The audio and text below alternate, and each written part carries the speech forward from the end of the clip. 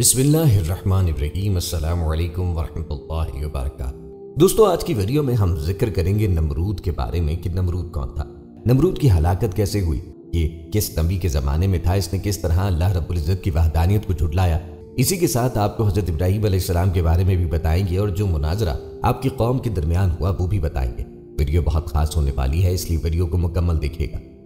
ایرانی نمرود کو فریدون کے لقب سے یاد کرتے تھے۔ بعض مصادر میں اسے حضرت ابراہیم کے دور کے فرعون کے نام سے بھی یاد کیا جاتا ہے۔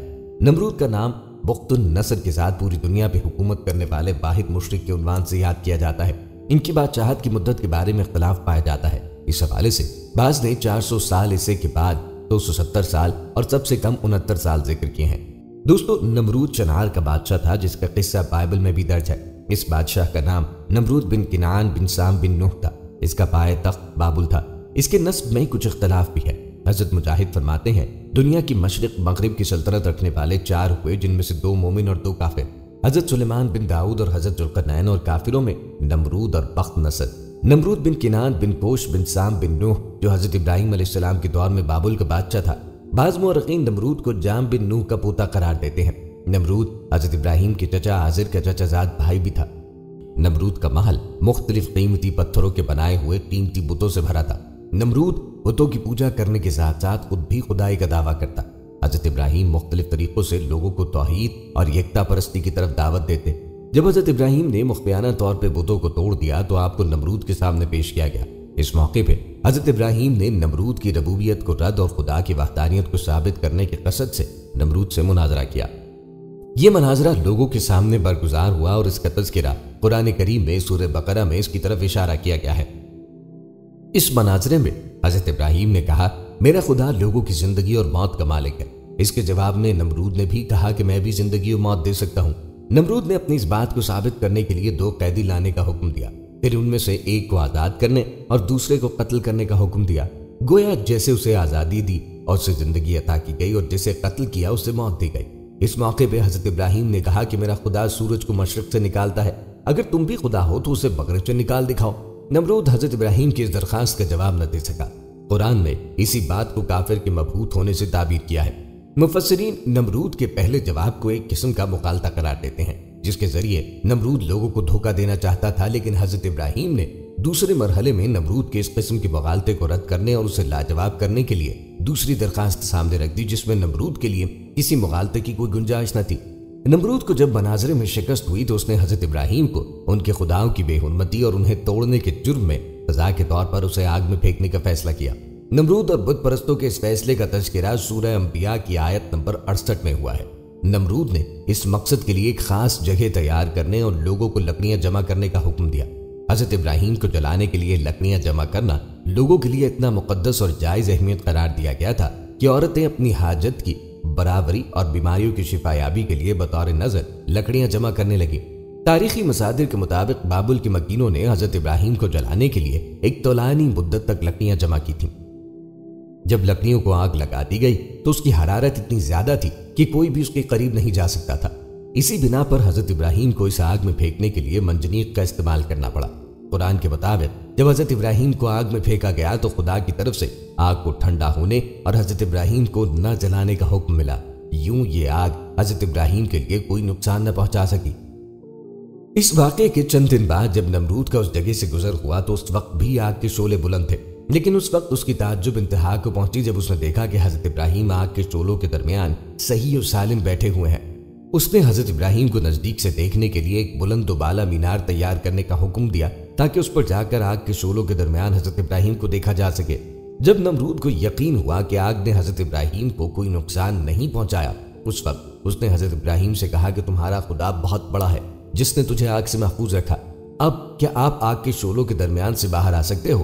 حضرت ابراہیم نے کہا، کیوں نہیں، میں باہر آ سکتا ہوں۔ نمرود نے دوبارہ کہا، اگر آپ آگ کے اندر بیٹھے رہیں تو آپ کو کوئی نقصان نہیں پہنچے گا؟ حضرت ابراہیم نے کہا، نہیں۔ اس پر نمرود نے حضرت ابراہیم سے باہر آنے کی درخواست کی، جس پر حضرت ابراہیم آگ سے باہر آئے جبکہ آگ اس وقت بھی شعلہ آور تھی۔ نمرود نے جب یہ معجزہ دیکھا تو حضرت ابراہیم کو آزاد کیا اور خدا کی راہ میں 4000 جانوروں پر مشتمل قربانی پیش کی۔ حضرت ابراہیم نے کہا، جب تک ربوبیت کے دعوے سے توبہ کر کے خدا پر ایمان نہ لاؤ گے تمہاری قربانی قبول نہ ہوگی۔ दोस्तों آپ کو نمرود کے بارے میں بتاتے چلیں کہ اس نے کس طرح خدائی کا جھوٹا دعویٰ کیا تھا۔ ہزاروں سال پہلے کی بات ہے، نمرود نام کے بادشاہ کی حکومت تھی۔ اس نے خدا ہونے کا جھوٹا دعویٰ کیا اور جو اسے خدا نہ مانتا اس پہ بہت ظلم و ستم کرتا اور قتل بھی کرواتا۔ نمرود کی بادشاہت کے دوران رونما ہونے والے واقعات میں سے ایک نومولود بچوں کا قتل عام تھا۔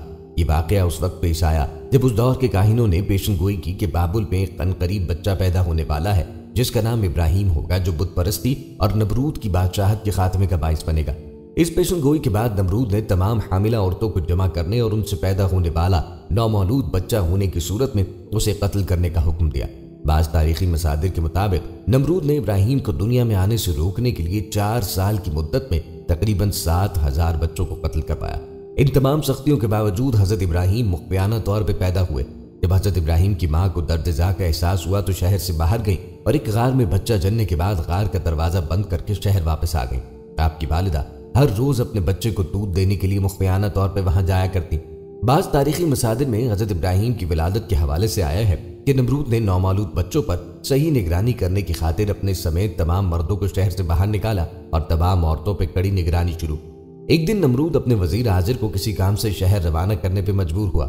اسے شہر روانہ کرتے وقت تاکید کی کہ وہ اپنی بیوی کے پاس نہیں جائے گا، لیکن حاضر شہر میں داخل ہونے کے بعد بیوی کے پاس چلا گیا، جس سے اس کی بیوی حاملہ ہوئی۔ اس نے اپنی بیوی کو شہر سے دور کسی غار میں لے جا کے رکھا اور وہاں اسے کھانے پینے اور دیگر ضروری چیزیں مہیا کرتا رہا۔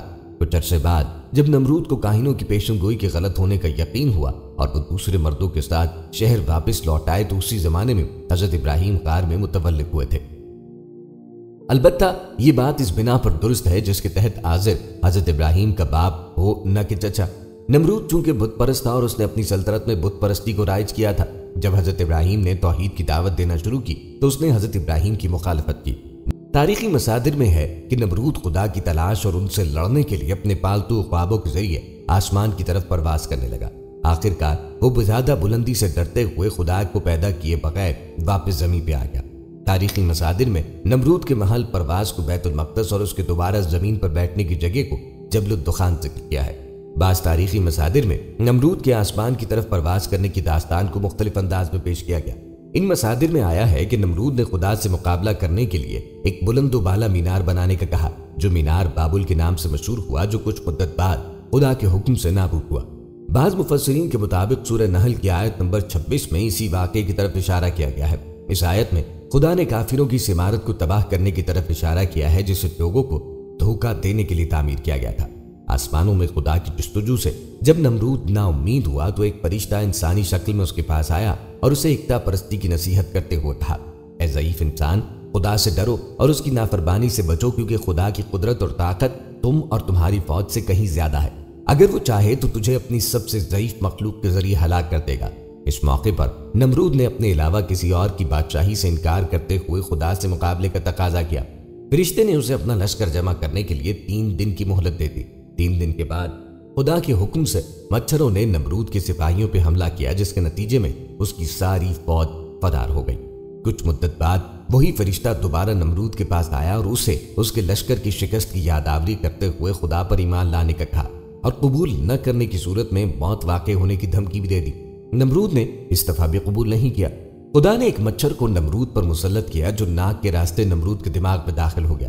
نمرود کے سر میں شدید درد شروع ہوا اور درد کی شدت یہاں تک تھی کہ وہ اپنے آپ سر پہ مارنے لگتا، جس سے مچھر کچھ لمحے کے لیے آرام سے بیٹھ جاتا، یوں سے بھی آرام ملتا۔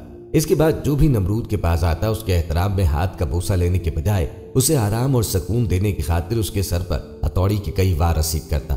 تاریخی مصادر کے مطابق یہ حالت 40 سال تک جاری رہی اور اس کے بعد نمرود دنیا سے چل بسا۔ دوستو، یہاں آپ کو حضرت ابراہیم علیہ السلام کے بارے میں بتاتے ہیں۔ تورات بتاتی ہے کہ ابراہیم علیہ السلام عراق کے قصبے ار کے باشندے اور اہل فدان میں سے تھے، اور ان کی قوم بت پرستی اور انجیل برناباس میں تصریح ہے کہ ان کے والد نجاری کا پیشہ کرتے تھے اور اپنی قوم کے مختلف قبائل کے لیے لکڑی کے بت بناتے اور فروخت کیا کرتے۔ مگر اللہ تعالیٰ نے حضرت ابراہیم علیہ السلام کو شروع ہی سے حق کی بصیرت اور رشد و ہدایت عطا فرمائی تھی، اور وہ یہ یقین رکھتے تھے کہ بت نہ سن سکتے ہیں، نہ دیکھ سکتے ہیں، اور نہ کسی کی پکار کا جواب دے سکتے ہیں، اور نہ نفع و نقصان کا ان سے کوئی واسطہ، اور نہ لکڑی کے کھلونوں اور دوسری بنی ہوئی چیزوں کے اور ان کے درمیان کوئی فرق و امتیاز ہے۔ وہ صبح و شام آنکھ سے دیکھتے تھے کہ ان بے جان مورتیوں کو میرا باپ اپنے ہاتھوں سے بناتا اور گھڑتا رہتا ہے، اور جس طرح اس کا جی چاہتا ہے ناک، کان، آنکھیں اور جسم تراش لیتا، اور پھر خریدنے والوں کے ہاتھ فروخت کر دیتا ہے۔ تو کیا یہ خدا ہو سکتے ہیں یا خدا کے مثل و ہمسر کہے جا سکتے ہیں؟ بس بعثت سے سرفراز ہو کر سب سے پہلے انہوں نے اسی طرف توجہ فرمائی۔ قرآن عزیز حضرت ابراہیم علیہ السلام کی اس حقیقت ہے اور بصیرت افروز رشد و ہدایت کا اس طرح ذکر کرتا ہے، اور بلا شبہ ہم نے ابراہیم کو اول ہی سے رشد و ہدایت عطا کی تھی اور ہم اس کے معاملے کے جاننے والے تھے۔ جب اس نے اپنے باپ اور اپنی قوم سے کہا کہ یہ مجسمے کیا ہیں جن کو تم لیے بیٹھے ہو، کہنے لگے ہم نے اپنے باپ دادا کو انہی کی پوجا کرتے پایا ہے۔ ابراہیم نے کہا کہ بلا شبہ تم اور تمہارے باپ دادا کھلی گمراہی میں ہیں۔ انہوں نے جواب دیا کیا تو ہمارے لیے کوئی حق لایا ہے؟ یہ یوں ہی مذاق کرنے والوں کی طرح کہتا ہے۔ ابراہیم نے کہا کہ یہ بت تمہارے رب نہیں بلکہ تمہارا پروردگار زمینوں اور آسمانوں کا پروردگار ہے، جس نے ان سب کو پیدا کیا ہے، اور میں اسی بات کا قائل ہوں۔ اور جب کس جلیل القدر ہستی پر اللہ تعالیٰ کے جود و کرم اور عطا و نوال کا فیضان ہے غایت و بے نہایت صورت رفتار کے ساتھ ہو رہا تھا، تو اس کا یہ نتیجہ نکلا کہ اس نے انبیاء علیہ السلام کی صف میں نمایاں جگہ پائی اور اس کی دعوت و تبلیغ کا محور و مرکز دین حنیف قرار پایا۔ اور اس نے جب یہ دیکھا کہ قوم بت پرستی، ستارہ پرستی اور مظاہر پرستی میں اس قدر منہمک ہے کہ خدائے برتر کی قدرت متعلقہ اور اس کی احدیت و سمدیت کا تصور بھی ان کے قلوب میں باقی نہ رہا اور ان کے لیے خدا کی وحدانیت کے عقیدے سے زیادہ کوئی اچنبے کی بات نہ رہی، تب اس نے کمر ہمت چست کی اور ذات واحد کے بھروسے پر ان کے سامنے دین حق کا پیغام رکھا اور اعلان کیا، اے قوم، یہ کیا ہے جو میں دیکھ رہا ہوں کہ تم اپنے ہاتھ سے بنائے ہوئے بتوں کی پرستش میں مشغول ہو؟ کیا تم اس قدر خواب غفلت میں ہو کہ جس بے جان لکڑی کو اپنے آلات سے گھڑ کر مجسمے تیار کرتے ہو اور اگر وہ مرضی کے مطابق نہ بنے تو ان کو توڑ کے دوسرا بنا لیتے ہو، بنا لینے کے بعد پھر انہی کو پوجنے اور نفع و ضرر کا مالک سمجھنے لگتے ہو؟ تم اس خرافات سے باز آؤ، خدا کی توحید کے نغمے گاؤ اور اسی ایک مالک و حقیقی سامنے سر نیاز جھکاؤ جو میرا، تمہارا اور کل کائنات کا خالق و مالک ہے۔ مگر قوم نے اس کی آواز پر مطلقاً کان نہ دھرا اور چونکہ گوش حق نیوش اور نگاہ حق بین سے محروم تھی، اس لیے اس نے جلیل القدر پیغمبر کی دعوت حق کا مذاق اڑایا اور زیادہ سے زیادہ تمر دوستی دو سرکشی کا مظاہرہ کیا۔ دوستو، جب باپ اور بیٹے کے درمیان اتفاق کی کوئی صورت نہ بنی اور آزر نے کسی طرح ابراہیم کی رشد و ہدایت کو قبول نہ کیا تو حضرت ابراہیم نے آزر سے جدائی اختیار کی اور اپنی دعوت حق اور پیغام رسالت کو وسیع کیا، اور اب صرف آزر ہی مخاطب نہ رہا بلکہ پوری قوم کو مخاطب بنایا، مگر قوم اپنے باپ دادا کے دین کو کب چھوڑنے والی تھی؟ اس نے ابراہیم علیہ السلام کی ایک نہ سنی اور دعوت حق کے سامنے اپنے باطل معبودوں کی طرح گونگے، اندھے اور بہرے بن گئے۔ ان کے کان موجود تھے مگر حق کی آواز کے لیے بہرے تھے۔ پتلیاں آنکھوں کے حلقوں میں زندہ انسان کی آنکھوں کی طرح حرکت ضرور کرتی تھی مگر حق کی بصارت سے محروم تھی۔ زبان گویا ضرور تھی لیکن قلم حق کے اعتبار سے گنگ تھی۔ ان کے دل ہیں پر سمجھتے نہیں، ان کی آنکھیں ہیں پر دیکھتے نہیں اور ان کے کان ہیں پر ان سے سنتے نہیں۔ یہ چوپاؤں کی طرح ہیں بلکہ ان سے بھی زیادہ بے راہ۔ یہی ہے جو غفلت میں سرشار ہیں۔ اور جب ابراہیم علیہ السلام نے زیادہ زور دے کر پوچھا کہ یہ تو بتاؤ کہ جن کی تم پرستش کرتے ہو یہ تم کو کسی قسم کا بھی نفع یا نقصان پہنچاتے ہیں، تو کہنے لگے ان باتوں کے جھگڑوں میں ہم پڑنا نہیں چاہتے، ہم تو یہ جانتے ہیں کہ ہمارے باپ دادا یہی کرتے چلے آئے ہیں، لہٰذا ہم بھی وہی کر رہے ہیں۔ تب حضرت ابراہیم علیہ السلام نے ایک خاص انداز سے خدائے واحد کی ہستی کی جانب توجہ دلائی، فرمانے لگے میں تو تمہارے ان سب بتوں کو اپنا دشمن جانتا ہوں، یعنی میں ان سے بے خوف و خطر ہو کر ان سے اعلان جنگ کرتا ہوں کہ اگر یہ میرا کچھ بگاڑ سکتے ہیں تو اپنی حسرت نکالیں۔ البتہ میں صرف اس ہستی کو اپنا مالک سمجھتا ہوں جو تمام جہانوں کی پروردگار ہے، جس نے مجھ کو پیدا کیا اور راہ راست دکھائی، جو مجھ کو کھلاتا پلاتا یعنی رزق دیتا ہے، اور جب میں مریض ہو جاتا ہوں تو جو مجھ کو شفا بخشتا ہے، اور جو میری زیست و موت دونوں کا مالک ہے، اور اپنی خطا کاری کے وقت جس سے میں یہ طمع کرتا ہوں کہ وہ قیامت کے روز مجھ کو بخش دے، اور میں اس کے حضور میں یہ دعا کرتا رہتا ہوں اے میرے پروردگار تو مجھ کو صحیح فیصلے کی قوت عطا کر اور مجھ کو نیکوکاروں کی فہرست میں داخل کر اور مجھ کو زبان کی سچائی عطا کر اور جنت نعیم کے وارثوں میں شامل کر۔ مگر آزر اور قوم آزر کے دل کسی طرح قبول حق کے لیے نرم نہ ہوئے اور ان کا انکار اور جہود حد سے گزرتا ہی رہا۔ اے میری قوم، تم جو کچھ خدا کے ساتھ شریک ٹھہراتے ہو میں اس سے بیزار ہوں۔ میں نے تو ہر طرف سے منہ موڑ کر صرف اسی ہستی کی طرف اپنا رخ کیا جو کسی کی بنائی نہیں بلکہ آسمان و زمین کی بنانے والی ہے اور جس کے حکم و قانون پر تمام آسمانی اور ارضی مخلوقات چل رہی ہیں، اور میں ان میں سے نہیں جو اس کے ساتھ شریک ٹھہرانے والے ہیں۔ اور پھر ابراہیم سے اس کی قوم نے رد و کت کی۔ ابراہیم نے کہا کیا تم مجھ سے اللہ کے بارے میں رد و کت کرتے ہو؟ حالانکہ اس نے مجھے راہ حق دکھا دی ہے۔ جنہیں تم نے خدا کا شریک ٹھہرا لیا ہے میں ان سے نہیں ڈرتا۔ میں جانتا ہوں کہ مجھے کوئی نقصان نہیں پہنچا سکتا مگر یہ کہ میرا پروردگار ہی مجھے نقصان پہنچانا چاہے۔ میرا پروردگار اپنے علم سے تمام چیزوں کا احاطہ کیے ہوئے ہے۔ پھر کیا تم نصیحت نہیں پکڑتے؟ اور دیکھو میں ان ہستیوں سے کیوں کر ڈر سکتا ہوں جنہیں تم نے خدا کا شریک ٹھہرا لیا ہے، جبکہ تم اس بات سے نہیں ڈرتے کہ خدا کے ساتھ دوسروں کو شریک ٹھہراؤ۔ جن کے لیے اس نے کوئی سند و دلیل تم پر نہیں اتاری؟ بتلاؤ، ہم دونوں فریقوں میں سے کسی کی راہ امن کی راہ ہوئی؟ اگر علم و بصیرت رکھتے ہو جن لوگوں نے خدا کو مانا اور اپنے ماننے کو ظلم سے یعنی شرک سے آلودہ نہیں کیا تو انہی کے لیے امن ہے اور وہی ٹھیک راستے پر ہے۔ اور دیکھو، یہ ہماری حجت ہے جو ہم نے ابراہیم کو اس کی قوم پہ دی تھی۔ ہم جس کے مرتبے بلند کرنا چاہتے ہیں اسے علم و دلیل کا عرفان دے کر بلند کرتے ہیں، اور یقیناً تمہارا پروردگار حکمت والا، علم رکھنے والا ہے۔ نمرود کو جب یہ معلوم ہوا تو آپے سے باہر ہوا اور سوچنے لگا کہ اس شخص کی پیغمبرانہ تبلیغ دعوت کی سرگرمیاں اگر اسی طرح جاری رہیں تو یہ میری ربوبیت، ملوکیت اور الوہیت سے سب رعایا کو برگشتہ کر دے گا، اور اسی طرح باپ دادا کے مذہب کے ساتھ ساتھ میری سلطنت بھی زوال میں آ جائے گی۔ اس لیے اس قصے کا ابتدا میں ہی خاتمہ کر دینا بہتر ہے۔ یہ سوچ کر اس نے حکم دیا کہ ابراہیم کو دربار میں حاضر کرو۔ ابراہیم علیہ السلام جب نمرود کے دربار پہنچے تو نمرود نے گفتگو شروع کی اور ابراہیم علیہ السلام سے دریافت کیا کہ تو باپ دادا کے دین کی مخالفت کس لیے کرتا ہے اور مجھ کو رب ماننے سے تو کیوں انکاری ہے؟ ابراہیم علیہ السلام نے فرمایا کہ میں خدائے واحد کا پرستار ہوں، اس کے علاوہ کسی کو اس کا شریک نہیں مانتا۔ ساری کائنات اور تمام عالم اسی کی مخلوق ہے اور وہی ان سب کا خالق و مالک۔ تو بھی اسی طرح کا ایک انسان ہے جس طرح ہم سب، تو پھر کس طرح کا رب یہ خدا ہو سکتا ہے، اور کس طرح یہ گونگے بہرے لکڑی کے بت خدا ہو سکتے ہیں؟ نمرود نے ابراہیم علیہ السلام سے دریافت کیا کہ اگر میرے علاوہ تیرا کوئی رب تو اس کا ایسا وصف بیان کر کہ جس کی قدرت مجھ میں نہ ہو۔ تب ابراہیم نے فرمایا کہ میرا رب وہ ہے جس کے قبضے میں موت و حیات ہے، وہی موت دیتا اور زندگی بخشتا ہے۔ کچھ فہم نمرود موت و حیات کی حقیقت سے ناشنا نمرود سے کہنے لگا، اس طرح موت و حیات تو میرے قبضے میں بھی ہے، اور یہ کہہ کر اسی وقت ایک بے قصور شخص کے متعلق جلاد کو حکم دیا کہ اس کی گردن مار دو اور موت کی گھاٹ اتار دو۔ جلاد نے فوراً حکم کی تعمیل کر دی اور ایک قتل کی سزا یافتہ مجرم کو جیل سے بلا کے حکم دیا کہ جاؤ، ہم نے تمہاری جان بخشی۔ اور پھر ابراہیم علیہ السلام کی جانب متوجہ ہو کر کہنے لگا، دیکھا میں بھی کس طرح زندگی بخشتا اور موت دیتا ہوں، پھر تیرے خدا کی کیا خصوصیت رہی؟ ابراہیم سمجھ گئے کہ نمرود یا تو موت و حیات کی اصل حقیقت سے ناآشنا ہے یا جمہور اور رعایا کو مغالطہ دینا چاہتا ہے، تاکہ وہ اس فرق کو نہ سمجھ سکے کہ زندگی بخشنا اس کا نام نہیں بلکہ نیست سے ہست کرنے کا نام زندگی بخشنا ہے، اور اسی طرح کسی کو قتل یا پھانسی سے بچا لینا موت کا مالک ہونا نہیں۔ موت کا مالک وہی ہے جو روح انسانی کو اس کے جسم سے نکال کر اپنے قبضے میں کر لیتا ہے۔ اور اگر ایسا ہو سکتا تو ابراہیم سے گفتگو کرنے والا نمرود سریر آرائے سلطنت نہ ہوتا، بلکہ اس کے خاندان کا پہلا شخص ہی آج بھی اس تاج و تخت کا مالک نظر آتا۔ مگر نامعلوم کہ عراق کی سلطنت کے کتنے مدعی زیر زمین دفن ہو چکے اور ابھی کتنوں کی باری ہے۔ تاہم ابراہیم نے سوچا کہ میں نے اس موقع پر موت و حیات کے دقیق فلسفے میں بحث شروع کی تو نمرود کا مقصد پورا ہو جائے گا اور وہ جمہور کو مغالطے میں ڈال کر اصل معاملے کو الجھا دے گا۔ اس لیے انہوں نے اس دلیل کو نظر انداز کر کے سمجھانے کا ایک دوسرا پیرا اختیار کیا اور ایسی دلیل پیش کی جس کا صبح و شام ہر شخص آنکھوں سے مشاہدہ کرتا اور بغیر کسی منطقی دلیل کے روز و شب کی زندگی میں اس سے دو چار ہوتا رہتا ہے۔ ابراہیم علیہ السلام نے فرمایا، میں اس ہستی کو اللہ کہتا ہوں جو روزانہ سورج کو مشرق سے لاتا اور مغرب کی جانب لے جاتا ہے۔ بس اگر تو بھی اسی طرح خدائی کا دعوے دار ہے تو اس کے خلاف سورج کو مغرب سے نکال اور مشرق میں چھپا۔ یہ سن کر نمرود مبہوت اور لاجواب ہو کے رہ گیا، اور اس طرح ابراہیم علیہ السلام کی زبان سے نمرود پر خدا کی حجت پوری ہوئی۔ نمرود اس دلیل سے مبہوت کیوں ہوا اور اس کے پاس مقابلے کی مغالطے کی گنجائش کیوں نہ رہی؟ اس لیے کہ ابراہیم علیہ السلام کی دلیل کا حاصل یہ تھا کہ میں ایک ایسی ہستی کو مانتا ہوں جس کے متعلق میرا یہ عقیدہ ہے کہ اللہ ساری کائنات اور اس کا سارا نظام اسی نے بنایا ہے، اور اس نے اس پورے نظام کو اپنی حکمت کے قانون سے ایسا مسخر کر دیا کہ اس کی کوئی شے نہ وقت مقرر سے پہلے اپنی جگہ سے ہٹ سکتی ہے اور نہ ادھر ادھر ہو سکتی ہے۔ ابراہیم علیہ السلام وہ پہلے پیغمبر تھے جن کو اللہ نے مسلمان، نبی، پیغمبر، رب الانبیاء، خلیل اللہ، امام الناس اور حنیف کہہ کے پکارا۔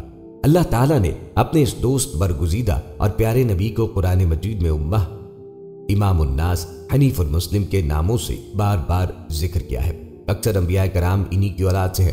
ابراہیم علیہ السلام کے نام کی وجہ تسمیہ کے بارے میں بائبل کا بیان ہے کہ خدا تعالیٰ ان سے مخاطب ہو کر کہتا ہے، دیکھ میرا عہد تیرے ساتھ ہے اور تو بہت قوموں کا باپ ہوگا، اور تیرا نام ابراہیم نہیں بلکہ ابراہام ہوگا، کیونکہ میں نے تجھے قوموں کا باپ بنایا ہے۔ مسلمان ان کو خلیل اللہ، اللہ کا دوست کہتے ہیں۔ ابراہیم کی نسل سے کئی پیغمبر پیدا ہوئے جن کا تذکرہ عہد نامہ قدیم میں ہے۔ اسلام کی کتاب قرآن مجید میں بھی بہت سارے ایسے انبیاء کا ذکر ہے جو ابراہیم کی نسل میں سے تھے۔ اسلام کے آخری نبی محمد صلی اللہ علیہ وآلہ وسلم بھی ابراہیم کی نسل میں سے ہیں۔ شرک، ستارہ پرستی اور بت سازی کے خلاف اپنی قوم اور اوروں کے ساتھ ان کا مجادلہ و محاجہ بڑے زور سے پیش کیا گیا ہے۔ ابراہیم کا بچپن میں ہی رشد عطا کیا گیا اور قلب سلیم بھی عنایت فرمایا گیا۔ تکوینی عجائبات اور ملکوت السماوات والارض ان کے سامنے تھے، انہی کے مشاہدے سے ان کو یقین کامل حاصل ہوا۔ بت پرستی کے خلاف ابراہیم کے جہاد کا ذکر بھی قرآن کریم میں کئی بار آیا ہے۔ قرآن حکیم میں حضرت ابراہیم اور آزر کے اختلاف عقائد کو جس طرح نمایاں کیا گیا اور جس طرح آپ اپنی قوم کے شرک سے متنفر اور متصادم ہوئے، اس سے ہم آپ کی عظمت و جلالت کی حقیقت کو بھی پا سکتے ہیں اور اپنے لیے شمع ہدایت بھی روشن کر سکتے ہیں۔ اس وجہ سے مسلمانوں کو ملت ابراہیمی ہونے پہ فخر ہے۔ ان کے بارے میں یہ تو کہیں وضاحت نہ ہوئی کہ کیا وحی ان پر نازل ہوئی تھی یا ان کی بعثت محض روحانی تھی۔ البتہ قرآن مجید میں ایک جگہ اس امر کی تصدیق ہوئی ہے کہ اللہ تعالیٰ آپ سے ہم کلام تھا۔ اہل تاریخ کے نزدیک متعدد صحیفے تھے جو ابراہیم پہ نازل ہوئے۔ ایک صحیفہ جو ان کی طرف سے منسوب ہے، یونانی سے انگریزی میں ترجمہ ہو کے شائع ہو چکا ہے۔ حضرت ابراہیم کے دین کے بارے میں قرآن مجید میں کئی جگہ پہ ارشاد ہوتا ہے کہ آپ موحد، مسلم اور راست رو تھے۔ ارشاد ہوتا ہے، اللہ تعالیٰ کا فرمان ہے، پھر ہم نے تیری طرف حضرت محمد صلی اللہ علیہ وآلہ وسلم کی طرف وحی کی کہ ابراہیم راست رو مسلم کے دین پہ چل اور وہ مشرکوں میں سے نہ تھا۔ قرآن مجید کی تقریباً 22 سورتوں میں حضرت ابراہیم علیہ السلام کا ذکر ہے۔ آپ مسلمانوں کے رسول مقبول حضرت محمد صلی اللہ علیہ وآلہ وسلم کے جد امجد ہیں۔ گویا مسلمان نہ صرف امت محمدیہ سے تعلق رکھتے ہیں بلکہ امت ابراہیمیہ سے بھی متعلق ہیں۔ مسلمان حضور اکرم صلی اللہ علیہ وآلہ وسلم کے ساتھ ساتھ حضرت ابراہیم اور ان کی اولاد پہ بھی درود بھیجتے ہیں۔ علی بن مسر اور ابن فضیل نے مختار بن فلفل سے روایت کی، انہوں نے حضرت انس بن مالک رضی اللہ تعالیٰ عنہ سے روایت کی، کہا ایک شخص رسول اللہ صلی اللہ علیہ وآلہ وسلم کے پاس حاضر ہوا اور کہا، یا خیر البریہ، اے مخلوقات میں سے بہترین انسان۔ آپ صلی اللہ علیہ وآلہ وسلم نے فرمایا، وہ ابراہیم علیہ السلام ہے، یعنی یہ ان کا لقب ہے۔ الندوی نے نقل کیا ہے کہ ابراہیم اقلیم صوبہ بابل کے مقام کوزی میں پیدا ہوئے اور ان کی والدہ کا نام نونا تھا، اور ایک روایت ہے کہ ابراہیم کلدانیہ کے شہر اور میں پیدا ہوئے۔ تورات کی روح سے حضرت ابراہیم 2200 قافمی میں عراق کے قصبے ارب میں پیدا ہوئے۔ ناحور اور حاران ان کے بھائی تھے اور حضرت لوط حاران کے بیٹے تھے۔ قرآن حکیم اور تورات اس امر پر متفق ہیں کہ آپ کی قوم بت پرست تھی۔ آپ کے والد کا نام تورات میں تارخ لکھا ہے، لیکن قرآن حکیم نے اسے صنم سازی اور بت تراشی کی وجہ سے حاضر کہہ کے یاد کیا۔ قرآن حکیم کی روح سے آپ کو بچپن ہی میں رشد اور قلب سلیم عطا ہوا اور کائنات کے مشاہدے سے آپ کو یقین کامل حاصل ہوا۔ تالموت کی روز سے حضرت ابراہیم علیہ السلام کی پیدائش کی روز نجومیوں نے آسمان پہ ایک علامت رکھ کر نمرود بادشاہ کو مشورہ دیا کہ تارخ کے ہاں جو بچہ پیدا ہو اسے قتل کر دے۔ چنانچہ نمرود حضرت ابراہیم کے قتل کے در پہ ہوا، مگر تارخ نے اپنے غلام کا بچہ اس کے بدلے میں دے کر اپنے بچے کو بچا لیا۔ اس کے بعد تارخ نے اپنی بیوی اور بچے کو ایک غار میں چھپایا جہاں وہ 10 برس تک رہے۔ 11ویں سال حضرت ابراہیم کو حضرت نوح کے پاس بھیجا جہاں وہ 39 برس تک رہے۔ تالموت کے بیان کے مطابق حضرت ابراہیم نے اپنی بھتیجی سارہ سے نکاح کر لیا، اور جب ابراہیم 50 برس کے تھے تو آپ حضرت نوح کا گھر چھوڑ کر اپنے والد کے گھر آ گئے جہاں وہ تبلیغ کرتے رہے۔ اس دوران میں حضرت ابراہیم علیہ السلام نے حیات بعد الموت کے راز سے آگاہی چاہی تو اللہ تعالیٰ نے تشفی فرمائی۔ اللہ تبارک و تعالیٰ کا فرمان ہے، اور جب ابراہیم نے کہا، اے میرے رب مجھے دکھا دے کہ تو کس طرح مردے کو زندہ کرتا ہے، فرمایا کیا اس پر تیرا ایمان نہیں؟ بولے کیوں نہیں، ایمان تو ہے لیکن میں اپنے دل کے لیے اطمینان چاہتا ہوں۔ فرمایا اچھا تو 4 پرندے لے، پھر انہیں اپنے ساتھ مانوس کر لے، پھر ان میں سے ہر پہاڑ پر ان کے گوشت کا ایک ایک ٹکڑا رکھ، پھر انہیں بلا، وہ تیری طرف دوڑ کر آئیں گے، اور یقین رکھ کہ اللہ بڑی عزت والا اور حکمت والا ہے۔ دوستوں یاد رہے کہ حضرت ابراہیم علیہ السلام شروع ہی سے بت پرستی کے خلاف تھے۔ ان کی قوم کا سب سے بڑا دیوتا سورج تھا۔ آپ نے تبلیغ کے سلسلے میں سب سے پہلے اپنے والد کو سمجھانے کی کوشش کی۔ قرآن مجید میں حضرت ابراہیم علیہ السلام اور ان کے بزرگ کا مباحث اس طرح سے مذکور ہے۔ اللہ تعالیٰ کا فرمان ہے، اور کتاب میں ابراہیم علیہ السلام کا ذکر کرو، بے شک وہ سچا نبی تھا۔ جب اس نے اپنے ابی سے کہا کہ اے میرے بزرگ تو کیوں اس کی عبادت کرتا ہے جو نہ سنتا ہے اور نہ دیکھتا ہے اور نہ تیرے کچھ کام آ سکتا ہے؟ اے میرے بزرگ مجھے وہ علم ملا ہے جو تجھے نہیں ملا، سو تو میری پیروی کر، میں تجھے سیدھا رستہ دکھاؤں گا۔ اے میرے بزرگ شیطان کی عبادت نہ کرے کیونکہ شیطان رحمان کا نافرمان ہے۔ اے میرے بزرگ میں ڈرتا ہوں کہ مجھے رحمان کی طرف سے کوئی عذاب آ پہنچے تو شیطان کا دوست بن جائے۔ اس نے کہا، اے ابراہیم کیا تو میرے معبودوں سے منہ موڑتا ہے؟ اگر تو باز نہ آئے تو میں تجھے سنسار کروں گا اور تو ایک مدت تک مجھ سے الگ ہو جا۔ کہا تجھ پہ سلامتی ہو، میں اپنے رب سے تیرے لیے استغفار کروں گا، وہ مجھ پر بہت مہربان ہے، اور میں تم سے اور ان سے جنہیں تم اللہ کے سوا پکارتے ہو اللہ ہوتا ہوں، اور میں اپنے رب سے دعا کروں گا، امید ہے میں اپنے رب سے دعا کر کے محروم نہ رہوں گا۔ حضرت ابراہیم نے بت پرستی کو کن کن دلائل و براہین سے رد کیا، اس کی بھی ایک جھلک قرآن مجید میں موجود ہے۔ ارشاد ہوتا ہے، اللہ تعالیٰ کا فرمان ہے، اور جب ابراہیم نے ابی آزر سے کہا تو بتوں کو معبود بناتا ہے، میں تجھے اور تیری قوم کو کھلی گمراہی میں دیکھتا ہوں، اور اسی طرح ہم ابراہیم کو آسمانوں اور زمین کی بادشاہت دکھاتے رہے تاکہ وہ یقین کرنے والوں میں سے ہوں۔ جب اس پہ رات چھا گئی اس نے ستارہ دیکھا، کہا کیا یہ میرا رب ہے؟ سو جب وہ ڈوب گیا کہا میں ڈوب جانے والوں کو پسند نہیں کرتا۔ پھر جب چاند کو چمکتا ہوا دیکھا کہا کیا یہ میرا رب ہے؟ سو جب وہ بھی ڈوب گیا کہا اگر میرے رب نے مجھے ہدایت نہ دی ہوتی تو میں یقیناً گمراہ لوگوں میں سے ہوتا۔ کہا ہے میری قوم میں اس سے بری ہوں جو تم شریک ٹھہراتے ہو، میں نے یکسو ہو کر اپنا منہ اس کی طرف کیا ہے جس نے آسمان و زمین کو پیدا کیا، اور میں مشرکوں میں سے نہیں۔ اور اس قوم نے اس سے جھگڑا کیا، کہا کیا تم مجھے اللہ کے بارے میں جھگڑتے ہو، اور اس نے مجھے یقیناً ہدایت کی ہے اور میں اس سے نہیں ڈرتا جس کو تم اس کے ساتھ شریک کرتے ہو۔ ہاں یہ کہ میرا رب کچھ چاہے، میرے رب کا علم تمام چیزوں کو لیے ہوا ہے، بس کیا تم مجھے نصیحت نہیں پکڑتے؟ اور میں کس طرح اس سے ڈروں جس کو تم شریک بناتے ہو، اور تم نہیں ڈرتے کہ تم نے اللہ کے ساتھ اسے شریک بنایا ہے جس کے لیے اس نے تم پر کوئی سند نہیں اتاری۔ بس بتاؤ دونوں گروہوں میں سے کون زیادہ امن کا حقدار ہے اگر تم جانتے ہو۔ اس کے بعد حضرت ابراہیم علیہ السلام نے اپنی قوم کو شرک سے باز رکھنا چاہا، اور جب وہ نہ مانے تو ایک بار جب سارے لوگ کسی تہوار پہ گئے ہوئے تھے اپنے تمام بتوں کو توڑ دیا اور کلہاڑا بڑے بت کے کندھے پہ رکھ دیا۔ اس پر قوم بہت سیخ پا ہوئی اور آپ کے لیے سزا تجویز کرنے گئے۔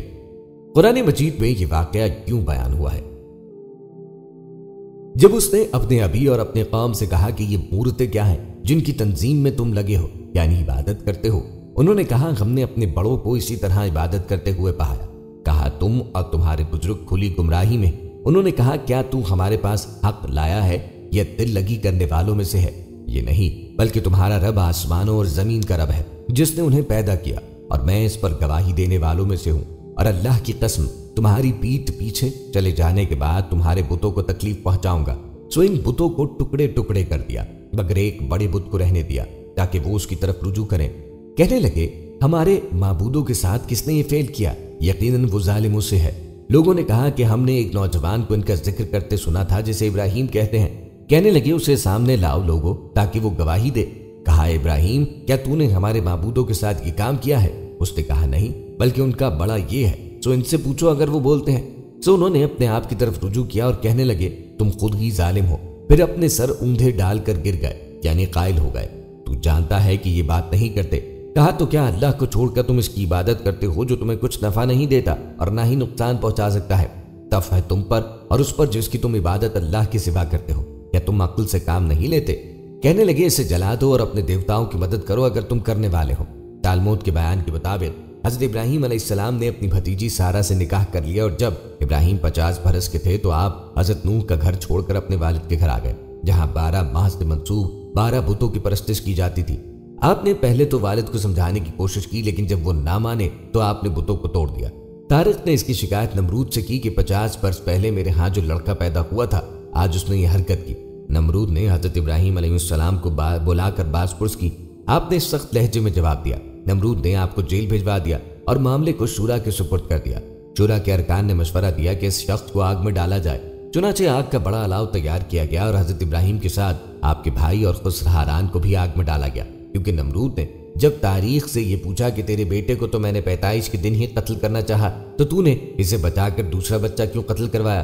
تو اس نے کہا کہ میں نے ہاران کے کہنے پہ حرکت کی تھی، اس لیے اسے بھی مستوجب سزا گردانا گیا۔ آگ میں گرتے ہی ہاران جل مرا اور لوگوں نے دیکھا کہ حضرت ابراہیم آگ میں ٹہل رہے ہیں۔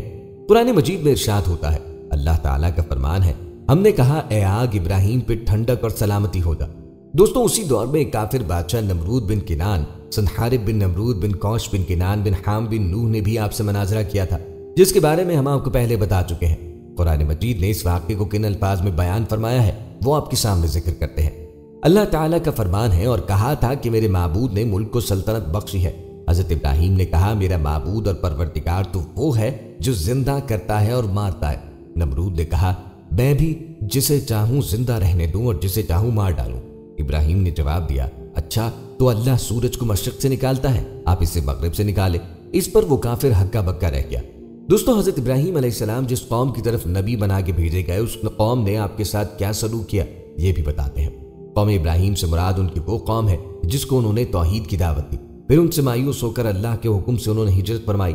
قرآن میں 2 مرتبہ ذکر موجود ہے، اللہ تعالیٰ نے اس قوم سے اپنی نعمت چھین کر اس کو طرح طرح کے عذاب میں مبتلا کیا اور ایک حقیر مچھر یا چیونٹی سے ان کے بادشاہ نمرود بن کنان کو ہلاک کیا اور اس کے ساتھیوں کو غارق کر دیا۔ قوم ابراہیم کو ہلاک نہ کیا گیا چونکہ حضرت ابراہیم علیہ السلام نے اللہ سے ان کی ہلاکت کے لیے کوئی مطالبہ نہ کیا تھا، بلکہ حضرت ابراہیم علیہ السلام نے ان کو اور ان کی بت پرستی کو چھوڑ کر ان سے علیحدگی اختیار کر لی تھی۔ قوم ابراہیم دنیا سے مٹ گئے اور ایسی مٹی کہ اس کا نام و نشان تک باقی نہ رہا۔ اس میں سے اگر کسی کو بقا نصیب ہوا تو صرف ابراہیم علیہ السلام اور ان کے مبارک فرزندوں اسماعیل و اسحاق کی اولاد کو ہی نصیب ہوا۔ قرآن میں اگرچہ اس عذاب کا ذکر نہیں کیا گیا جو حضرت ابراہیم کے نکل جانے کے بعد ان کی قوم پہ آیا، لیکن اس کا شمار معذب قوموں میں ہی کیا گیا۔ چنانچہ ضمن نتیجہ بھی اخذ کیا جا سکتا ہے کہ ان مہاجرین کی فہرست میں آزر کا نام شامل نہ تھا جسے ابراہیم سلام کر کے رخصت ہو چکے تھے۔ یاقوت الحموی نے بھی آزر کے شام میں وارد ہونے پہ شک ظاہر کیا، لیکن تاریخ سے جو بہت حد تک اسرائیلیات سے ماخوذ ہے پتہ چلتا ہے کہ ابراہیم کی والد تارخ کی وفات ہاران میں واقع ہوئی۔ اس سے اس گمان کی مزید تائید ہوتی ہے کہ تارخ اور آزر دو مختلف ہستیاں ہیں۔ دیار غریب میں پہنچ کر ابراہیم سرگردہ رہے، جیسے کہ تالمود کا بیان ہے کہ اس کی روح سے بالآخر آپ کنعان کے علاقے میں مقیم ہو گئے، لیکن آپ کے ساتھ آزر نہ تھا۔ ابراہیم کے بیٹے اسماعیل ہاجرہ کے بطن سے اور اسحاق سارہ کے بطن سے پیدا ہوئے، اور اس کے علاوہ کئی اور بچے کنانی زوجہ کے بطن سے۔ ابراہیم کی بیوی سارہ بنت لابن بن بشویل بن نحور جو ابراہیم کے گھرانے سے تعلق رکھتی تھی کی کوئی اولاد نہ تھی، اس لیے انہوں نے ہاجرہ سے نکاح کیا۔ سارہ کے متعلق مشہور ہے کہ وہ خوبصورت تو تھیں لیکن بانج تھی۔ جب آپ مصر پہنچے تو مصر کے بادشاہ نے ان کی خوبصورتی کے پیش نظر انہیں اپنے بال میں رکھنا چاہا۔ اس موقع پہ تورات میں آپ کو کاذب کہا گیا ہے کہ آپ نے اپنی 17 سالہ بیوی سارہ کو بہن کہہ کر مصریوں کی دست برد سے محفوظ رکھنا چاہا۔ بائبل میں آیا ہے، جب ابراہیم مصر پہنچا مصریوں نے اس کی عورت کو دیکھا کہ وہ نہایت خوبصورت ہے، اور فرعون کے امیروں نے بھی اسے دیکھا اور فرعون کے حضور اس کی تعریف کی، اور اس عورت کو فرعون کے گھر لے گئے، اور اس نے اس کے سبب ابراہیم پر احسان کیا کہ اس کو بھیڑ بکری یا گائے بیل، گدھے اور غلام لوڈی اور گدھیا اور اونٹ دی۔ اور پھر خداوند نے فرعون اور اس کے خاندان کو ابراہیم کی بیوی سری سارہ کے سبب بڑی مار دی۔ تب فرعون نے ابراہیم کو بلا کر اس سے کہا کہ تو نے مجھ سے کیا کہا؟ کیوں نہ بتایا کہ یہ میری بیوی ہے؟ تو نے کیوں کہا کہ یہ میری بہن ہے؟ یہاں تک کہ میں نے اسے اپنی جورو بنانے کو لیا۔ دیکھ یہ تیری بیوی حاضر ہے، اسے لے جا اور چلا جا۔ اور فرعون نے اس کے حق میں لوگوں کو حکم دیا۔ تب انہوں نے اسے اور اس کی بیوی کو اور جو کچھ اس کا تھا روانہ کیا۔ یوسف ظفر اپنی کتاب یہودیت میں ابن خلدون اور تورات کی دیگر مفسرین کے حوالے سے لکھتے ہیں کہ اس وقت کے فرعون نے اپنی بیٹی ہاجرہ بھی آپ کی زوجیت میں دے دی، چونکہ دوسری بیوی رسم و رواج کے مطابق پہلی کی لونڈی بن کے رہتی ہے، اس لیے یہودیوں اور عیسائیوں نے حضرت ہاجرہ کو لونڈی کہہ کے بتایا کہ حضرت اسماعیل لونڈی کی اولاد ہونے کی وجہ سے حضرت اسحاق سے کمتر ہیں۔ ابراہیم کو اولاد کی تمنا تھی۔ کنعان کے علاقے میں مقیم ہونے کے بعد آپ نے اولاد کے لیے دعا کی۔ قرآن میں وارد ہوا، اے میرے پروردگار مجھے ایک نیک بیٹا عطا کر۔ حضرت ابراہیم نے ہاجرہ سے نکاح کیا تو اللہ تعالیٰ نے ابراہیم کو ایک حلیم بچے اسماعیل کی بشارت دی۔ ان کے بطن سے حضرت اسماعیل سے فرزند عطا کیا۔ ہو سکتا ہے کہ اس بات سے سارہ جل اٹھی ہوں اور حضرت ابراہیم اللہ کے حکم کے مطابق ہاجرہ اور اسماعیل کو گھر سے دور چھوڑنے پہ مجبور ہو گئے ہوں۔ بہرحال حضرت ابراہیم نے ماں اور بچے کو عرب کے تبتے ریگزاروں میں چھوڑ دیا، جہاں اللہ کی قدرت سے چشمہ پیدا ہوا اور آبادی بڑھے۔ جب حضرت اسماعیل جوان ہوئے تو حضرت ابراہیم واپس آئے اور سرزمین مکہ کی آبادی دیکھ کر انہوں نے وہاں اللہ کا گھر کعبہ تعمیر کیا۔ چنانچہ اس لیے کعبے کی عظمت مسلمانوں کے دل میں ہے کیونکہ یہ سب سے پہلی مسجد تھی جو خدائے واحد کی عبادت کے لیے بنی تھی۔ قرآن مجید میں آیا ہے کہ ابراہیم اور اسماعیل نے مل کر جب کعبے کی بنیادوں کو اٹھایا تو دعا مانگی کہ ہماری اولاد میں سے ایک نبی پیدا کر اور اس شہر کو برکت والا شہر بنا دے۔ اس واقعے کے ساتھ ہی حضرت اسماعیل کی قربانی کا ذکر آتا ہے۔ جب یہ بچے بڑے ہوئے تو ابراہیم آئے تو انہوں نے کہا، اے میرے پیارے بیٹے میں نے خواب دیکھا ہے کہ میں تجھے ذبح کر رہا ہوں۔ چنانچہ باپ بیٹا دونوں نے اپنے آپ کو اللہ کی رضا پہ چھوڑ دیا، اور اس آزمائش میں جب ابراہیم پورے اترے تو اللہ نے انہیں امام الناس کا لقب دیا اور انہیں ایک اور بیٹے اسحاق کی بشارت دی۔ قرآن مجید میں ہے کہ جب ابراہیم اور اسماعیل نے مل کر کعبے کی بنیادوں کو ازسر نو تعمیر کرنا شروع کیا تو یہ دعا مانگی، اور جب کہا ابراہیم نے، اے میرے رب بنا اس کو شہر امن کا اور روزی دے اس کے رہنے والوں کو میوے جو کوئی ان میں سے ایمان لائے اللہ پر اور قیامت کے دن پر، اور جو کفر کریں اس کو بھی نفع پہنچاؤں گا، تھوڑے دنوں پھر اس کو جبرن بلاؤں گا دوزخ کے عذاب میں، اور وہ بری جگہ ہے رہنے کی۔ اور یاد کرو جب اٹھاتے تھے ابراہیم بنیاد خانہ کعبہ کی اور اسماعیل اور دعا کرتے تھے، اے پروردگار ہمارے قبول کر، ہم سے بے شک تو ہی سننے والا اور جاننے والا، اے پروردگار ہمارے اور کر ہم کو حکم بردار اپنا اور ہماری اولاد میں بھی کر ایک جماعت فرما بردار اپنی، اور بتلا ہم کو قائد حج کرنے کے اور ہم کو معاف کر، بے شک تو ہی ہے توبہ قبول کرنے والا مہربان۔ اللہ تعالیٰ کا فرمان ہے اور پکار دے لوگوں میں حج کے واسطے کہ آئیں تیری طرف پیروں چل کر اور سوار ہو کر دبلے دبلے اونٹوں پر چلے آئیں راہوں دور سے تاکہ پہنچے اور اپنے فائدے کی جگہوں پر اور پڑھیں اللہ کا نام کے دن کی جو معلوم ہے ذبح پر چوپایوں مویشی کے جو اللہ نے دی ہیں ان کو سکھاؤ اس میں سے اور کھلاؤ برے حال کے محتاج کو۔ پھر چاہیے کہ ختم کر دیں اپنا میل کچیل اور پوری کریں اپنی منتیں اور طواف کریں اس قدیم گھر کا۔ امام ابن کثیر رحمہ اللہ علیہ اس آیت کی تفسیر میں فرماتے ہیں یعنی آپ لوگوں کے درمیان منادی کر کے انہیں اس گھر کی طرف حج کرنے کی دعوت دیجیے جس کی تعمیر کا ہم نے آپ کو حکم دیا تھا۔ کہتے ہیں کہ یہ حکم سن کر حضرت ابراہیم علیہ السلام نے کہا کہ میں کیسے انہیں یہ پیغام پہنچا سکتا ہوں جبکہ میری آواز ان تک نہیں پہنچ سکتی؟ تو اللہ نے فرمایا تم آواز لگاؤ، پیغام پہنچانا ہمارا کام ہے۔ لہٰذا وہ اپنے مقام ابراہیم پہ کھڑے ہوئے اور ایک روایت کے مطابق کسی پتھر پہ کھڑے ہوئے، ایک دوسری روایت کے مطابق صفا پہ کھڑے ہوئے اور ایک تیسری روایت کے مطابق ابو قیس پہاڑ پہ کھڑے ہوئے۔ چنانچہ وہاں کھڑے ہو کر حضرت ابراہیم علیہ السلام نے آواز لگائی، اے لوگوں، تمہارے رب نے اپنے لیے ایک گھر بنایا ہے سو اس کا حج کیا کرو۔ کہا جاتا ہے کہ یہ آواز سن کر پہاڑ جھک گئے، حتیٰ کہ حضرت ابراہیم علیہ السلام کی آواز روئے زمین کے تمام گوشوں میں پہنچ گئی اور اپنی آواز کو انہوں نے باپوں کی سلب اور ماؤں کے بطن میں پوشیدہ انسانوں تک کو سنائی دی۔ جس شہ نے بھی ان کی آواز سنی اس نے ان کا جواب دیا، خواہ وہ پتھر ہو، ڈھیلا ہو یا کوئی درخت، اور ان تمام لوگوں نے بھی ان کے جواب میں حاضر ہوں یا اللہ میں حاضر ہوں کا جملہ دہرایا تا قیامت، جن کی قسمت میں اللہ نے حج کی سعادت لکھ دی۔ یہ ان مرویات کا خلاصہ ہے جو حضرت ابن عباس، مجاہد، اکرمہ، سعید بن جبیر اور متعدد علماء سلف سے منقول ہیں، واللہ اعلم۔ اور ابن جریر اور ابن حاتم نے اس قصے کو بڑی تفصیل سے نقل کیا۔ یہاں پر ابن کثیر رحمہ اللہ علیہ کا کلام ختم ہوتا ہے اور حقیقت حال کا علم صرف اللہ کے پاس ہے۔ البتہ جہاں تک آواز لگانے کا مسئلہ ہے تو اس میں کوئی شک نہیں کہ ایسا ہوا تھا۔ دوستوں، آپ کو حضرت ابراہیم علیہ السلام کی چند صفات کے بارے میں بتاتے ہیں جن میں سے اہم صفت آپ کی مہمان نوازی تھی، جس کی گواہی خود اللہ رب العزت نے قرآن کریم میں بیان فرمائی۔ حضرت ابراہیم کی سیرت سے معلوم ہوتا ہے کہ آپ بہت ہی مہمان نواز تھے۔ بعض روایات میں ان کی مہمان نوازی کو ان کی اولیات میں شمار کیا گیا، بعض روایات میں ہے کہ وہ مہمان کو شریک کیے بغیر کھانا نہ کھاتے تھے، حتیٰ کہ مہمان کی تلاش میں 2 میل دور تک نکل جاتے۔ خود قرآن ان کی مہمان نوازی کی گواہی دیتا ہے۔ اللہ تعالیٰ کا فرمان ہے، اور ان کو ابراہیم کے مہمانوں کا احوال سنا دو۔ جب وہ ابراہیم کے پاس آئے تو سلام کہا، انہوں نے کہا کہ ہمیں تو تم سے ڈر لگتا ہے۔ مہمانوں نے کہا کہ ڈریے نہیں، ہم آپ کو ایک دانش مند لڑکے کی خوشخبری دیتے ہیں۔ اللہ تعالیٰ کا فرمان ہے، اور ہمارے فرشتے ابراہیم کے پاس بشارت لے کر آئے تو سلام کہا، انہوں نے بھی جواب میں سلام کہا۔ ابھی کچھ وقفہ نہیں ہوا تھا کہ ابراہیم ایک بھنا ہوا بچڑا لے آئے۔ جب دیکھا کہ ان کے ہاتھ کھانے کی طرف نہیں جاتے، یعنی وہ کھانا نہیں کھاتے، تو ان کو اجنبی سمجھ کر دل میں خوف کیا۔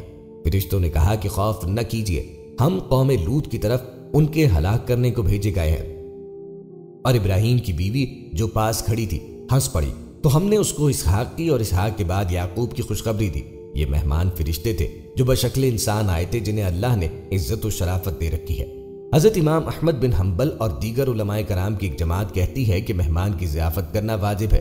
حدیث میں بھی آیا ہے اور قرآن کریم کے ظاہری الفاظ بھی یہی ہیں۔ انہوں نے سلام کیا، جس کا جواب خلیل اللہ نے بڑھا کر دیا۔ اس کے ثبوت دوسرے سلام پر 2 پیش کا ہونا ہے، اور یہی فرمان باری تعالیٰ ہے۔ فرماتا ہے کہ یعنی جب تمہیں کوئی سلام کرے تو تم اس سے بہتر جواب دو، یا کم از کم اتنا ہی۔ بس خلیل اللہ نے افضل صورت کو اختیار کیا۔ حضرت ابراہیم چونکہ اس سے ناواقف تھے کہ یہ دراصل فرشتے ہیں، اس لیے کہا کہ یہ لوگ تو ناآشنا سے ہیں۔ یہ فرشتے حضرت جبرائیل، حضرت میکائیل اور حضرت اسرافیل علیہ السلام تھے، جو خوبصورت نوجوان انسانوں کی شکل میں آئے تھے۔ ان کے چہروں پر ہیبت و جلال تھا۔ حضرت ابراہیم اب ان کے لیے کھانے کی تیاری میں مصروف ہوئے اور چپ چاپ بہت جلد اپنے گھر والوں کی طرف گئے، اور ذرا سی دیر میں تیار بچڑے کا گوشت بھنا بھنایا لے آئے اور ان کے سامنے رکھ دیا، اور فرمایا آپ کھاتے کیوں نہیں؟ اس سے ضیافت کے آداب معلوم ہوئے کہ مہمان سے پوچھے بغیر ہی ان پر شروع سے احسان رکھنے سے پہلے آپ چپ چاپ انہیں خبر کیے بغیر ہی چلے گئے، اور یہ اجلت بہتر سے بہتر جو چیز پائی اسے تیار کر کے لے آئے۔ تیار فربا کم عمر بچڑے کا بھنا گوشت لے آئے، اور کہیں اور رکھ کر مہمان کی کھینچ تان نہ کی، بلکہ ان کے سامنے ان کے پاس لا رکھا۔ پھر انہیں یوں نہیں کہتے کہ کھاؤ، کیونکہ اس میں بھی ایک حکم پایا جاتا ہے، بلکہ نہایت تواضع اور پیار سے فرماتے ہیں آپ تناول فرمانا شروع کیوں نہیں کرتے؟ جیسے کوئی شخص کسی سے کہے کہ اگر آپ فضل و کرم، احسان و سلوک کرنا چاہے تو کیجئے۔ پھر ارشاد ہوتا ہے کہ خلیل اللہ اپنے دل میں ان سے خوفزدہ ہو گئے، جیسے کہ ایک اور آیت میں ہے، یعنی آپ نے جب دیکھا کہ ان کے ہاتھ کھانے کی طرف بڑھتے نہیں تو دہشت زدہ ہوئے اور دل میں خوف کھانے لگے۔ اس پر مہمانوں نے کہا ڈرو مت، ہم اللہ کے بھیجے ہوئے فرشتے ہیں جو قوم لوط کی ہلاکت کے لیے آئے ہیں۔ آپ کی بیوی صاحبہ جو کھڑی سن رہی تھی وہ سن کر ہنس دی، तो फरिश्तों ने उन्हें खुशखबरी सुनाई कि तुम्हारे यहाँ हजरत इसहाक पैदा होंगे और उनके यहाँ हजरत याकूब। इस पर बीवी साहिबा को ताज्जुब हुआ और कहा, हाय अफसोस, अब मेरे यहाँ बच्चा कैसा होगा? मैं तो बुढ़िया फूस हो गई हूँ और मेरे शौहर भी बिल्कुल बूढ़े हैं। ये सख्त तर ताज्जुब की चीज है। फरिश्तों ने कहा, क्या तुम अल्लाह के कामों से ताज्जुब करती हो? खुसूसन तुम जैसी ऐसी पाक घराने की औरत, तुम पर अल्लाह की रहमतें और बरकतें नाजिल हों। जान रखो कि अल्लाह ताला तारीफों के लायक और बड़ी बुजुर्गी और आला शान वाला है। यहाँ ये फरमाया गया है कि बशारत हजरत इब्राहीम को दी गई क्योंकि बच्चे का होना दोनों की खुशी का मौजब है। फिर फरमाता है, ये बशारत सुनकर आपकी अहलिया साहिबा के मुंह से जोर की आवाज निकल गई और अपने तई 2 हथड़ मार कर ऐसी अजीब व गरीब खबर को सुनकर हैरत के साथ कहने लगी कि जवानी में तो मैं बांझ रही, अब मियाँ बीवी दोनों बूढ़े हो गए तो मुझे हमल ठहरेगा। इसके जवाब में फरिश्तों ने कहा कि ये खुशखबरी कुछ हम अपनी तरफ से नहीं दे रहे, बल्कि अल्लाह ताला ने फरमाया है कि हम तुम्हें ये खबर पहुंचाएं। वो हिकमत वाला और इल्म वाला है, तुम जिस इज्जत और करामत के मुस्तहिक हो वो खूब जानता है। और उसका फरमान है कि तुम्हारे यहाँ इस उम्र में बच्चा होगा। इसका कोई काम हिकमत से खाली नहीं है, ना उसका कोई फरमान हिकमत से खाली है। रिवायत में है कि हजरत इब्राहीम अलैहिस्सलाम की शक्ल सूरत के उनके बेटे हजरत इस्माइल अलैहिस्सलाम थे, जिनको अल्लाह ताला ने ज़बीउल्लाह कह के पुकारा। दोनों बाप बेटे एक ही जैसी शक्ल के थे। कभी कभी मुगालते में लोग हजरत इस्माइल अलैहिस्सलाम को खलीलुल्लाह कह दिया करते और हजरत इब्राहीम को ज़बीउल्लाह। अल्लाह को ये बात पसंद आई तो अल्लाह ताला ने बाप और बेटे में थोड़ा सा फर्क पैदा फरमा दिया। सबसे पहले हजरत इब्राहीम अलैहिस्सलाम के बाल सफेद हुए। उस वक्त तक दुनिया में किसी इंसान के बाल सफेद न हुए थे। हजरत इब्राहीम ने आईना देखा तो बड़ा तहज्जुब हुआ, कहा कि ये बाल कैसे सफेद हो गए। अल्लाह से अर्ज किया, ऐ अल्लाह, ये माजरा क्या है? अल्लाह ताला ने इरशाद फरमाया कि ये हमारा नूर है और फरमाया कि हमें ये बात पसंद नहीं आई कि कोई हमारे खलील को ज़बी कह के पुकारे, इसलिए हमने सफेद बाल पैदा फरमा दिए ताकि लोगों को मुगालता ना हो। तो इब्राहीम अलैहिस्सलाम की यह खुसूसियत है कि सबसे पहले दुनिया में आपके बाल सफेद हुए। गोया अल्लाह ताला ने आपको बुजुर्गी मुसल्लम तौर पर अता फरमाई थी, ज़ाहिरी तौर पर भी और बातिनी तौर पर भी, रिसालत के एतबार से भी और इंसानियत के एतबार से भी। दोस्तों, आपको बताते चलें कि इब्राहीमी मिल्लत का एक शिआर खतना है। तौरात में अल्लाह ने इब्राहीम से कसरत ज़रियत का वादा किया और ये अहद लिया कि अगर उनकी नस्ल तौहीद पे कायम रही तो जमीन से उसे इक़्तिदार देगा। इस अहद को याद दिलाते हुए अल्लाह ने खतरे को इसकी अलामत करार दिया।